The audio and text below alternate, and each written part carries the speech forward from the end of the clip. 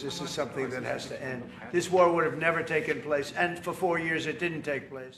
রাশিয়ার ওপর অর্থনৈতিক নিষেধাজ্ঞা আরোপের প্রস্তুতি নিয়েছেন মার্কিন প্রেসিডেন্ট ডোনাল্ড ট্রাম্প। মঙ্গলবার এই ঘোষণা দেন তিনি। এ সময় মার্কিন প্রেসিডেন্ট জানান, রুশ প্রেসিডেন্ট পুতিন যদি যুদ্ধবিরতিতে রাজি না হন, তবে রাশিয়ার বিরুদ্ধে অর্থনৈতিক নিষেধাজ্ঞা আরোপ করতে প্রস্তুত তিনি।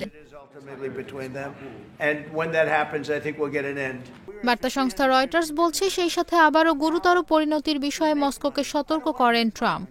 ট্রাম্প বলেন, আমেরিকা ইউক্রেন যুদ্ধের অবসান চায়, তবে বিশ্বযুদ্ধে জড়ানোর কোনো ইচ্ছা বা আগ্রহ তাদের নেই।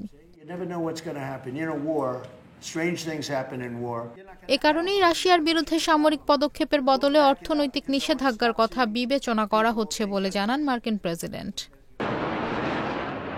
গত 15 আগস্ট আলাস্কায় বৈঠক করেন ট্রাম্প ও রুশ প্রেসিডেন্ট পুতিন।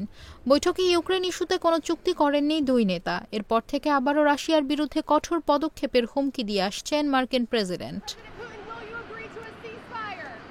এর আগে ডোনাল্ড ট্রাম্প সতর্ক করে বলেছেন, রাশিয়ার প্রেসিডেন্ট ভ্লাদিমির পুতিন ও ইউক্রেনের প্রেসিডেন্ট ভলোদিমির জেলেনস্কি যদি আলোচনায় না বসেন, তবে এর পরিণতি গুরুতর হবে। একই সঙ্গে ট্রাম্প দাবি করেছেন, তিনি ক্ষমতায় থাকলে এই যুদ্ধ শুরুই হতো না। ভারতীয় সংবাদ সংস্থা ANI এর এক প্রতিবেদনে তথ্য জানানো হয়।